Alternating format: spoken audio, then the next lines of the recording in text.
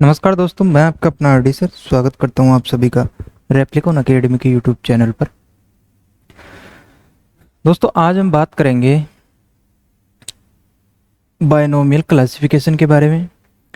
कुछ general details थी, कुछ बातें थी जो मैंने आपको पिछली क्लास में बता दी थी।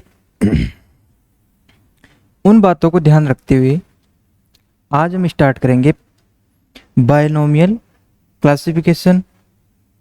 ठीक है, जीव जगत का वर्गीकरण आज से हम पढ़ने वाले हैं। देखो, बायोलॉजिकल क्लासिफिकेशन जो है, हेडिंग डाल लो, बायोलॉजिकल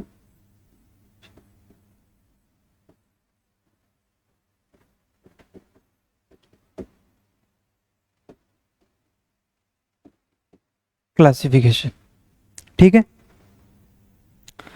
बायोलॉजिकल क्लासिफिकेशन की हमें जरूरत क्यों पड़ी? क्यों हम बायोलॉजिकल क्लासिफिकेशन करते हैं प्लांट्स एनिमल्स का? देखो, एग्जाम्पल से मैं आपको अगर बताऊं, जब अपनी फैमिली में जब कोई नया बच्चा पैदा होता है, ठीक है, जब कोई नए बच्चे का जन्म होता है तो उसका अपन नामकरण करते हैं। उसी प्रकार जिस भी स्पीसीज की अपने को नई डिस्कवरी होती है या किसी प्लांट या एनिमल के बारे में हमें पता लगता है तो हम उसका नामकरण करते हैं, उसका क्लासिफिकेशन करते हैं, ताकि उसकी एक आइडेंटिफिकेशन अपने को क्रिएट हो। ठीक है, बच्चे का जन्म हुआ, अगर अपन उसका नाम नहीं रखेंगे, किसी व्यक्ति का मान लो आपको नाम नहीं पता है, ठीक, तो आप उसकी पहचान किस बात पे करोगे, किस हिसाब से उसकी पहचान करोगे?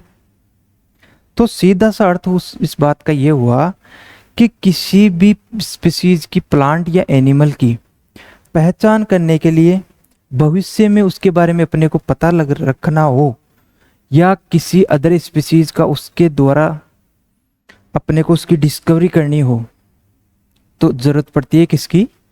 बायोलॉजिकल क्लासिफिकेशन की। ठीक है दोस्तों, सबसे पहले जो क्लासिफिकेशन है वो सर्वप्रथम अरस्तु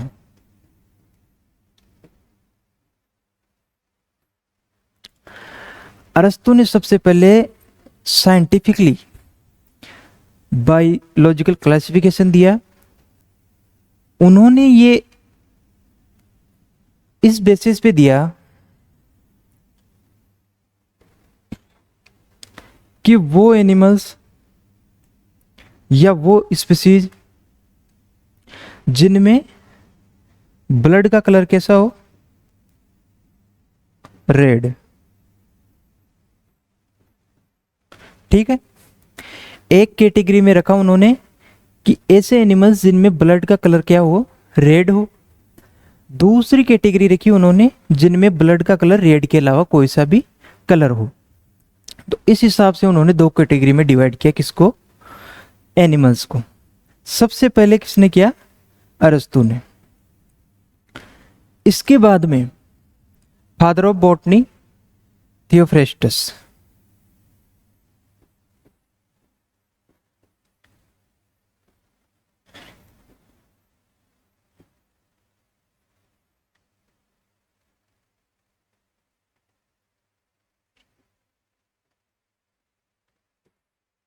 थियोफ्रेस्टस। ठीक है, देखिए, थियोफ्रेस्टस जो है उनको फादर ऑफ बॉटनी भी कहा जाता है। इन्होंने क्या किया? सबसे पहले प्लांट्स के बारे में क्लासिफिकेशन जो दिया, उस क्लासिफिकेशन में उन्होंने क्या किया कि प्लांट्स को तीन कैटेगरी में डिवाइड किया। पहला हो गया हर्ब, दूसरा हो गया सर्ब्स, तीसरा हो गया ट्री। ठीक है, इन्होंने प्लांट्स को तीन कैटेगरी में डिवाइड किया, हर्ब, सर्ब और ट्री। देखो, तीन कैटेगरी बनाई इन्होंने।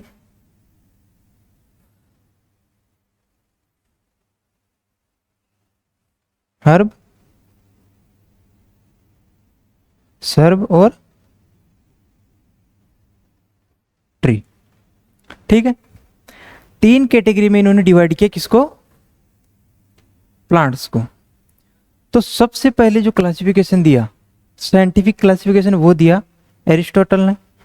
और दूसरा प्लांट्स का जो क्लासिफिकेशन दिया वो दिया किसने, थियोफ्रेस्टस ने। और इन्होंने तीन क्लास में इसको डिवाइड किया, हर्ब, सर्ब और ट्री। देखो इनमें थोड़ा बहुत आपको डिफरेंस बता देता हूं कि हर्ब, सर्ब और ट्री में क्या डिफरेंस है।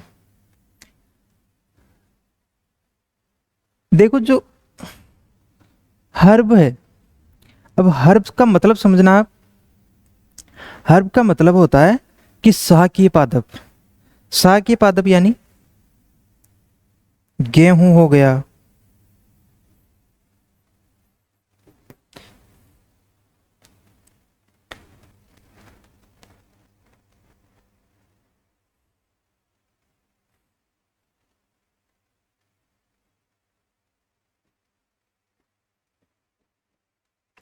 जो हो गया, यानी शाकीय प्लांट्स की बात हो रही है। सर्ब का मतलब होता है झाड़ियां। ठीक है, अब हर्ब और सर्ब में क्या डिफरेंस है मैं आपको बताता हूं। देखो अधिकांश जो हर्ब्स हैं उनमें क्या होगा, जैसे ये रूट है, ठीक है,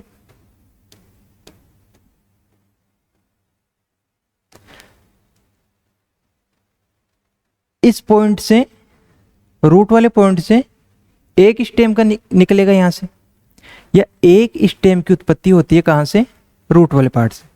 और सर्ब में यहां से एक से अधिक स्टेम कहां से निकलते हैं, रूट वाले पार्ट से। इस पॉइंट से अगर एक से ज्यादा स्टेम निकल रहे हैं तो वो क्या कहलाएगा, सर्ब। और अगर यहां से एक स्टेम की उत्पत्ति होती है या एक स्टेम का ओरिजिन होता है तो उस कंडीशन में उसको बोलेंगे अपन हर्ब। ठीक है, आपने देखा होगा झाड़ी प्लांट्स में यूं बहुत सारे तने निकले होते हैं और यूं एक झाड़ी की तरह स्ट्रक्चर क्रिएट करते हैं। वो किस बेसिस पे करते हैं, क्योंकि यहां से उनमें एक से ज्यादा स्टेम देखने को मिलते हैं। ठीक है, लेकिन हर्ब में क्या होगा, हर्ब्स में सिंगल स्टेम वहां से, कहां से, इस वाले पॉइंट से जहां से रूट निकलती है, उस पॉइंट से एक स्टेम अपने को देखने को मिलेगा। उस कंडीशन को बोलेंगे अपन हर्ब्स। ठीक है, ये तो हो गई बात हर्ब, सर्ब और ट्री की। इसके आगे अगले साइंटिस्ट आते हैं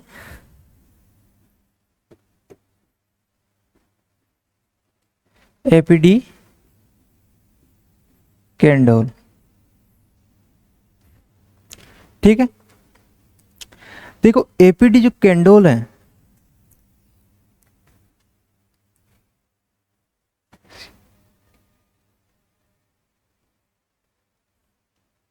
ठीक है,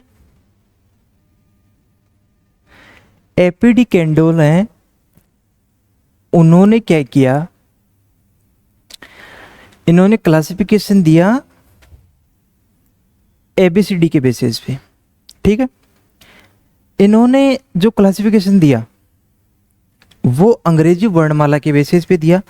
वो कैसे दिया, देखो अंग्रेजी वर्णमाला में 26 अक्षर होते हैं। यस,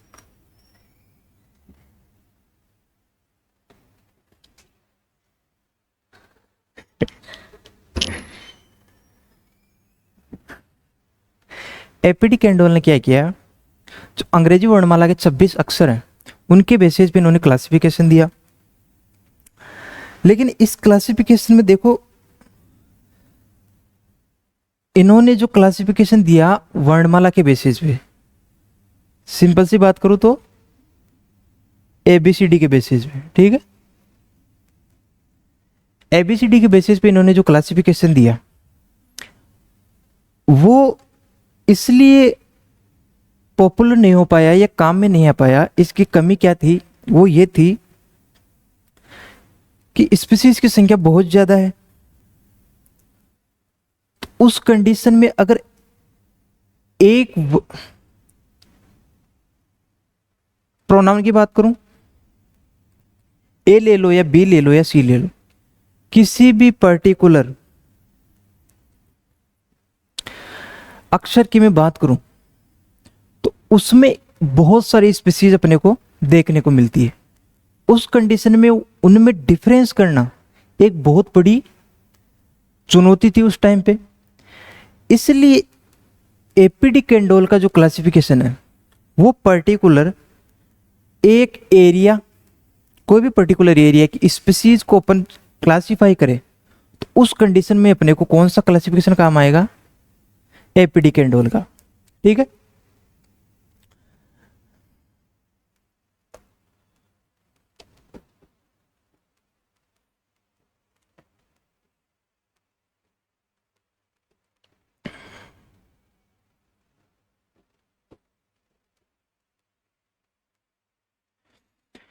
पर्टिकुलर एरिया का अगर क्लासिफिकेशन कर रहे हैं तो उस किसके बेसिस पे कर सकते हैं अपन, एपीडी कैंडोल। उस कंडीशन में क्या होगा, उस कंडीशन में अपने पास लिमिटेड स्पीसीज होगी। ठीक है, इस वजह से उनका अलग अलग क्लासिफिकेशन अपन एपीडी कैंडोल के क्लासिफिकेशन कर सकते हैं। ठीक है, देखो आगे देखते हैं अपन क्लासिफिकेशन के बारे में। तो अगला क्लासिफिकेशन जो है वो दिया लीनियस ने। ठीक है,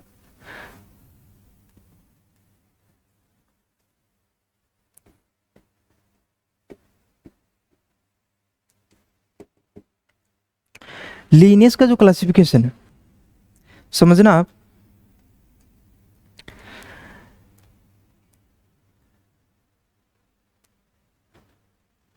लीनियस का क्लासिफिकेशन इस बेस पे था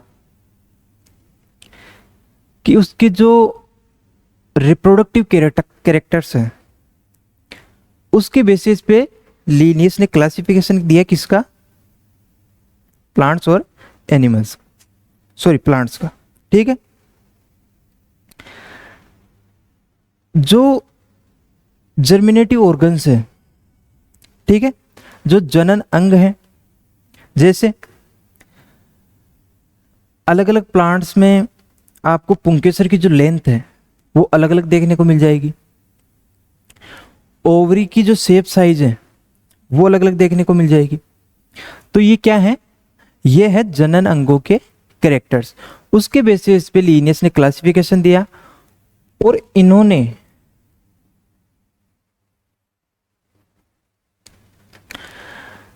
इस बेसिस पे दो क्लास बनाई। ठीक है, उस क्लास में से 24 क्लासेज,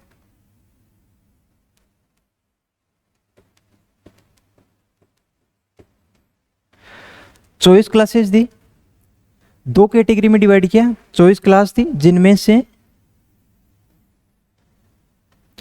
23 क्लास थी फ्लोरल प्लांट्स की, और लास्ट की जो 24वीं क्लास थी वो किसकी थी, नॉन फ्लावर प्लांट्स की। ये किसके बेस पे दिया उन्होंने,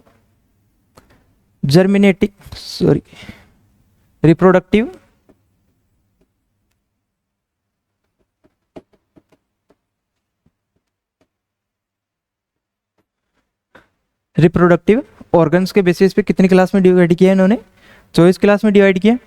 उनमें से 23 क्लास कौन सी थी, फ्लोरल प्लांट्स की, और एक क्लास नॉन फ्लोरल प्लांट्स की। इस हिसाब से लीनियस ने क्लासिफिकेशन दिया। ठीक है, उसके बाद में जो है वो बारी आती है नेचुरल क्लासिफिकेशन की। अब देखो नेचुरल क्लासिफिकेशन क्या है। नेचुरल क्लासिफिकेशन जो है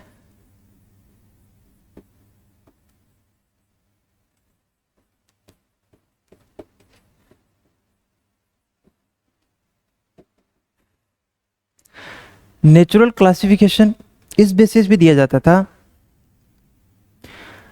कि प्लांट्स में जो उनकी मॉर्फोलॉजी है या उनकी फिजियोलॉजी है वो कैसी है। ठीक है, प्लांट का आकार कैसा है, प्लांट की फिजियोलॉजी कैसी है, उसमें कौन कौन से प्रोडक्ट बन रहे हैं, कौन कौन सी उसमें से स्मेल आती है। ठीक है, इन कैरेक्टर्स के बेसिस पे दिया गया नेचुरल क्लासिफिकेशन। इनमें सबसे पहला क्लासिफिकेशन पढ़ते हैं अपन बेंथम और हुकर का।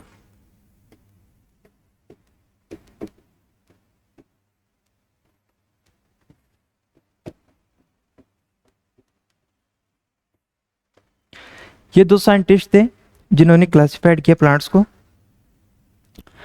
देखो इनका बेस क्या था क्लासिफिकेशन करने का, ठीक है, वो समझना आप। इन्होंने क्या किया, प्लांट्स का क्लासिफिकेशन इस हिसाब से किया कि प्लांट्स में जो अपने को एक्चुअल में ऑब्जर्व हो रहा है, प्लांट्स में अपने को जो दिख रहा है, उसके बेसिस पे इन्होंने क्लासिफिकेशन दिया। और उनका मेन आधार, इनका मेन बेस ये था कि जो फ्लोरल कैरेक्टर्स हैं, ठीक है,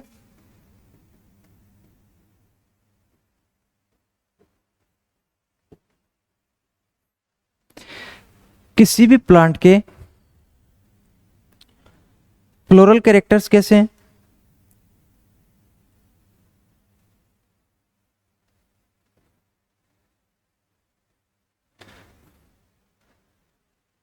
देखो इन्होंने जो कैरेक्टर दिए फ्लोरल कैरेक्टर्स, वो वेजिटेटिव कैरेक्टर्स के बेसिस पे अधिक स्थायी होते हैं। अधिक स्थायी का मतलब फ्लोरल कैरेक्टर्स में कोई चेंजमेंट नहीं होता, और जो वेजिटेटिव कैरेक्टर्स है उनमें क्या होता है, प्लांट्स में अपने को चेंजमेंट देखने को मिलता है। इसलिए इन्होंने जो कैरेक्टर्स दिए फ्लोरल कैरेक्टर्स, वो स्थायी थे। इसी चीज का फायदा उठाते हुए बेंथम और हुकर ने अपना क्लासिफिकेशन दिया। और इस क्लासिफिकेशन की एक खास बात यह थी कि प्लांट्स में जो एक्चुअल में अपने को एब्जॉर्ब हो रहा है, अपने को जो दिख रहा है, उसके बेसिस पे ये क्लासिफिकेशन दिया गया। इन्होंने क्लासिफिकेशन देखो, क्लासिफिकेशन के लिए इन्होंने 3 कैटेगरी बनाई, ठीक है। प्लांट्स को इन्होंने क्या किया, डाइकोटिलीडन, जिम्नोस्पर्म और मोनोकोटिलीडन, 3 क्लास में प्लांट को डिवाइड किया, ठीक है। अब 3 क्लास के अंदर इन्होंने अलग अलग फैमिलीज भी बनाई, सब क्लासेज भी बनाई। देखो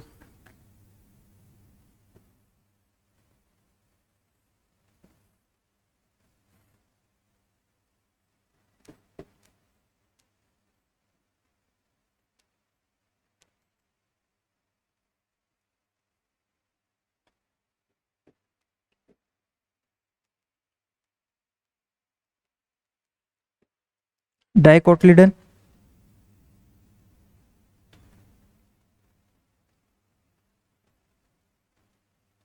जिम्नोस्पर्म और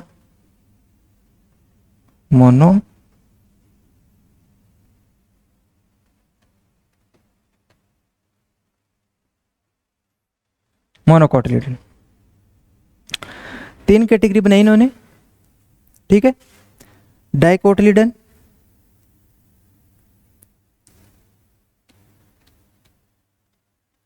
डाइकोटिलीडन, जिम्नोस्पर्म और मोनोकोटिलीडन। अब देखो इनकी जो कमी थी वो क्या थी, उस पर बात करेंगे अपन। डाइकोटिलीडन के बाद जिम्नोस्पर्म, जिम्नोस्पर्म के बाद मोनोकोटिलीडन, ठीक है। इनकी कमी ये थी कि इन्होंने डाइकोटिलीडन और मोनोकोटिलीडन के बीच में जिम्नोस्पर्म को रख दिया। अब इसका मतलब क्या हो, इसका मतलब यह है कि जिम्नोस्पर्म तो पहले से एक अलग ग्रुप है, ठीक है। जिम्नोस्पर्म के प्लांट्स अलग ग्रुप के हैं, लेकिन इन्होंने क्या किया, डाइकोटिलीडन और मोनोकोटिलीडन के बीच में जिम्नोस्पर्म को रख दिया, ठीक। ये इस क्लासिफिकेशन की कमी थी। और देखो इसके आगे इन्होंने क्या किया, इनको आगे सब क्लासेस में डिवाइड किया, ठीक है। जिनमें से सबसे पहले बात करेंगे अपन डाइकोटिलीडन की। डाइकोटिलेडन के इन्होंने 3 सब क्लास में डिवाइड किया, पोलीपिटेली, गेमोपिटेली और मोनोक्लेमाइडी। ठीक है, आप नोट कर लेना, ये डाइकोटिलेडन को 3 आगे सब क्लासेस में डिवाइड किया, किसमें? पोलीपिटेली, गेमोपिटेली और मोनोक्लेमाइडी। ठीक है, और जो जिम्नोस्पर्म है उसको भी 3 क्लास में डिवाइड किया। ठीक है, देखो जिम्नोस्पर्म की कौन कौन सी क्लास थी? साइकडेसी, कोनिफरेसी और जिनेंथेसी। ये 3 क्लासेस थी किसकी? जिम्नोस्पर्म की। और मोनोकोटिलिडन को आगे इन्होंने 2 क्लास में डिवाइड किया, जो थी ग्लूमेकाई और कोनिफराई। मोनोकोटिलिडन को कितने भागों में डिवाइड किया इन्होंने? 2 भागों में, ग्लूमेकाई और कोनिफराई।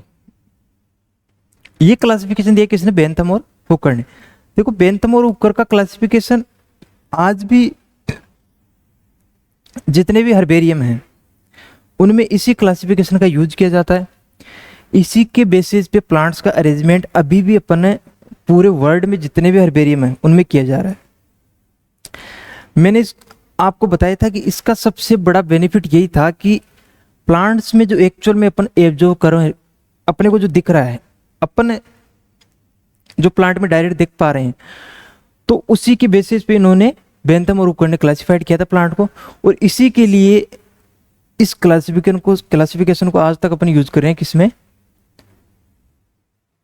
हर्बेरियम में। ठीक है, हर्बेरियम के बारे में मैंने थोड़ा बहुत आपको पिछली क्लास में बता दिया था, जिन बच्चों को नहीं पता वो देख लेना। ठीक है, तो ये था बेंथम और हुकर का क्लासिफिकेशन। ठीक है, आगे मैं अगर क्लासिफिकेशन की बात करूं तो आगे जो क्लासिफिकेशन दिया गया वो था फाइलोजेनेटिक क्लासिफिकेशन। नेचुरल क्लासिफिकेशन मैंने बता दिया आपको। प्राकृतिक वर्गीकरण के बारे में अपन बात कर चुके हैं। ठीक है, अब देखते हैं अपन जातिवर्तीय वर्गीकरण। जातिवर्तीय वर्गीकरण का आधार क्या था, इसका मेन बेस क्या था, इनके बारे में अपन डिटेल से देखेंगे। अपन देखो जो फाइलोजेनेटिक क्लासिफिकेशन था,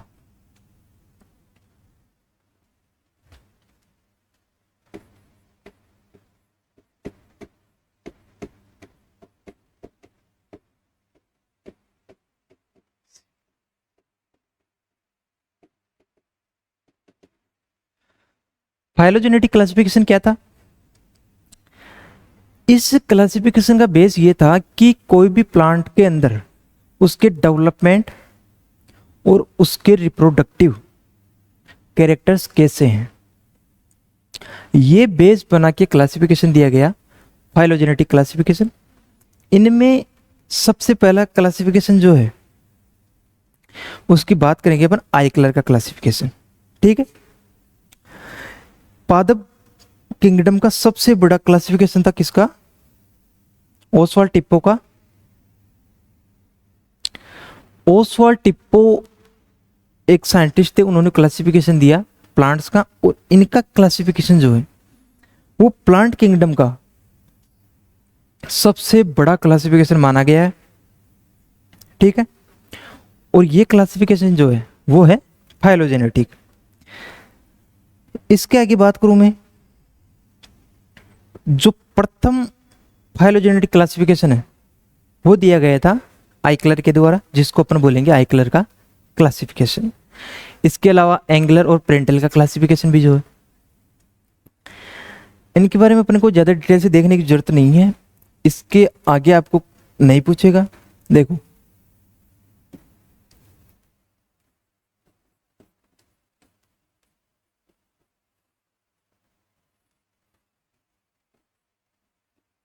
ओसवाल्ड टिप्पो,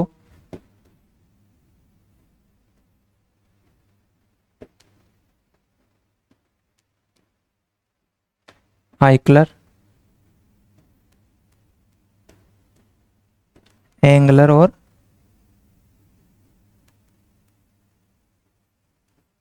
पेरेंटल। इन 3 साइंटिस्ट का क्लासिफिकेशन है कौन सा? फाइलोजेनेटिक क्लासिफिकेशन, जो किस बेसिस पे दिया जाता है? डेवलपमेंट और रिप्रोडक्टिव कैरेक्टर्स के बेसिस पे। तो ये तो बात हो गई क्लासिफिकेशन के बारे में, ठीक है। अब देखो आगे देखते हैं अपन किंगडम सिस्टम। अब किंगडम सिस्टम क्या है? किंगडम सिस्टम में प्लांट्स को डिवाइड किया गया है किंगडम में।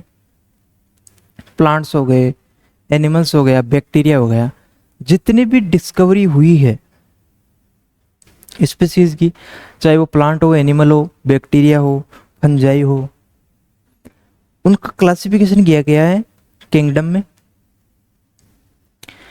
Bi kingdom system, tri kingdom system, tetra kingdom system, ऐसे सिस्टम दिए गए, ठीक है।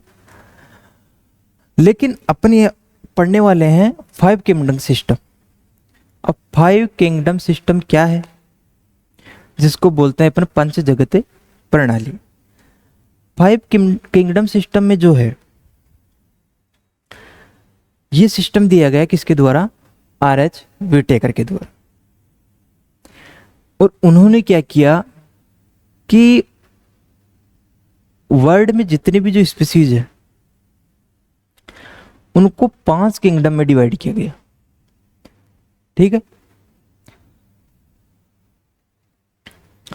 अब अपन पढ़ेंगे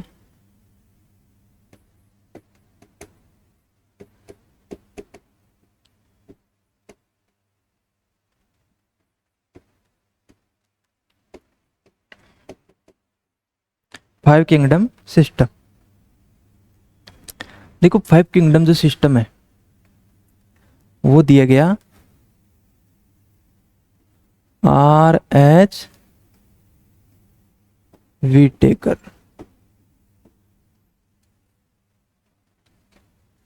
आर.एच. व्हिटेकर के द्वारा 5 किंगडम सिस्टम दिया गया। इन्होंने क्या किया, जितने भी वर्ल्ड में जो स्पीसीज है उनको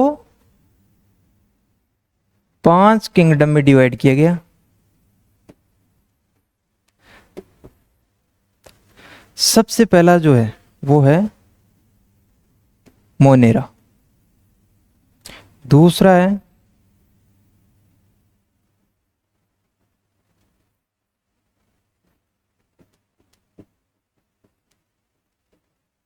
प्रोटिस्टा, ठीक है।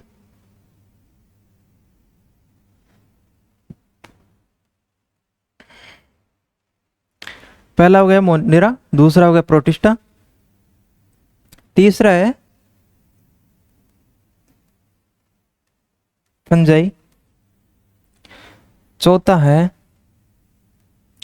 प्लांटी, पांचवा है एनिमेलिया। ये 5 किंगडम सिस्टम या 5 किंगडम सिस्टम पंच जगत प्रणाली आर.एच. व्हिटेकर के द्वारा दी गई। और इन्होंने जितने भी वर्ल्ड में स्पीसीज है उनको 5 भागों में डिवाइड किया और प्रत्येक भाग को अपन बोलेंगे किंगडम, ठीक है। अब अपना खेल शुरू होता है। मोनेरा, प्रोटिस्टा, फंजाई, प्लांटी और एनिमिलिया। इसके बाद अपन पढ़ेंगे एक एक करके। पहले मोनेरा को पढ़ेंगे, फिर प्रोटिस्टा को, फिर फंजाई, फिर प्लांटी और लास्ट में एनिमेलिया, ठीक है। क्लासिफिकेशन की जो 5 किंगडम सिस्टम है उसका जो बेस है वो क्या था, किस आधार पे आर.एच. व्हिटेकर ने इनका क्लासिफिकेशन किया और इनको 5 किंगडम में डिवाइड किया। देखो इसका जो बेस है, 4 बेस पढ़ेंगे अपन, ठीक है। इसका जो पहला बेस है वो ये है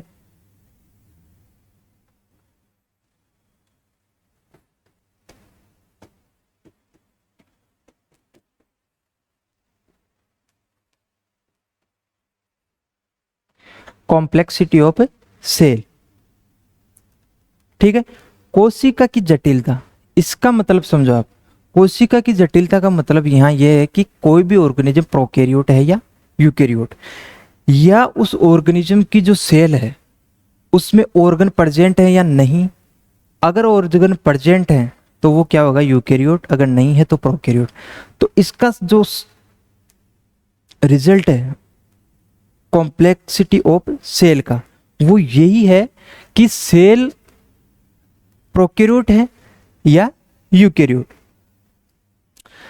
देखो, इसके बाद में बात करूं तो complexity of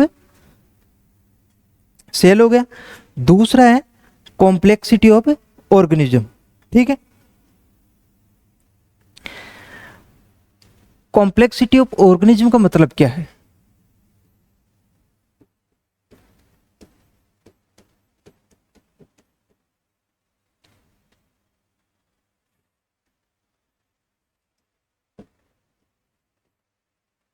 complexity of organism, complexity of organism क्या है?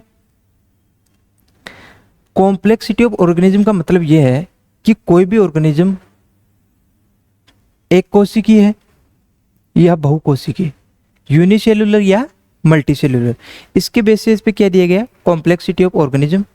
और यह आधार मान के क्लासिफिकेशन दिया गया किसका, आर.एच. विटेकर की 5 किंगडम सिस्टम। इसमें तीसरा लिखो आप, न्यूट्रिशन।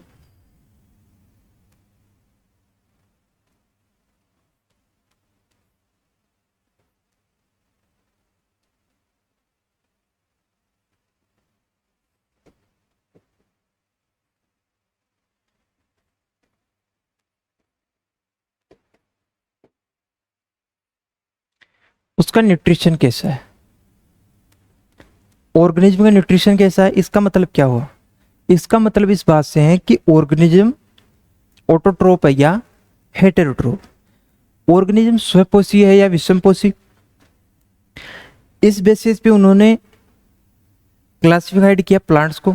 और अगर आपको ऑप्शन में मेन क्लासिफिकेशन का बेस जो है 5 किंगडम सिस्टम का अगर पूछे तो आप क्या बताओगे, मोड ऑफ न्यूट्रिशन या ऑर्गेनिज्म का न्यूट्रिशन। ठीक है, या तो बताओगे आप मोड ऑफ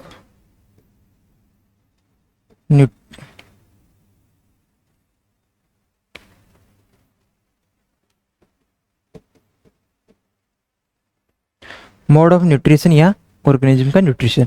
ये मेन बेस था किसका, 5 किंगडम सिस्टम का। ठीक है, देखो ये तीन पढ़ लिए अपन ने, complexity of cell, complexity of organism और मोड ऑफ न्यूट्रिशन। अगला बेस रखा गया वो ये है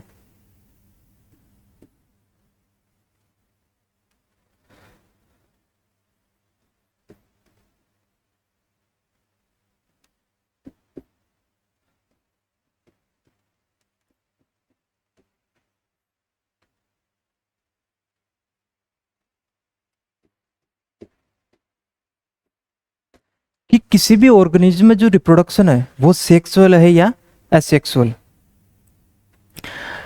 तो अपन ने 5 किंगडम सिस्टम पढ़ा आर.एच. विटेकर का। उन्होंने पूरे जीव जगत में जितने भी स्पीसीज थी उनका क्लासिफिकेशन दिया और उनको क्लासिफाइड किस बेस पे किया, उन्होंने जो 4 मापदंड रखे, बेस रखे, वो कौन से, complexity of cell, complexity of organism, organism nutrition, और चौथा था अपने पास रिप्रोडक्शन सेक्सुअल या असेक्सुअल। इसके बेसिस पे उन्होंने जितने भी ऑर्गेनिज्म उनको 5 किंगडम में डिवाइड किया। तो यहां तक उन्होंने बात कर ली क्लासिफिकेशन की कि जीव जगत जो है बायोलॉजिकल क्लासिफिकेशन जो है वो कंप्लीट बायोलॉजिकल क्लासिफिकेशन उन्होंने किस बेस पे दिया, इन 4 स्टेप्स के बेसिस पे। फिर बाद में उन्होंने 5 किंगडम में पूरी स्पीसीज को डिवाइड किया। तो ये था आज का टॉपिक। कल से हम स्टार्ट करने वाले हैं मोनेरा, ठीक है। सबसे पहले पढ़ेंगे मोनेरा के बारे में, फिर प्रोटिस्टा, फिर फंजाई, प्लांटिवर, एनिमिलिया, ठीक है। मिलते हैं कल, मोनेरा को कंप्लीट कर लेंगे, ठीक है। आज तक इतना ही, कल नई क्लास के साथ, नए टॉपिक के साथ फिर से होगी मुलाकात। तब तक के लिए नमस्कार।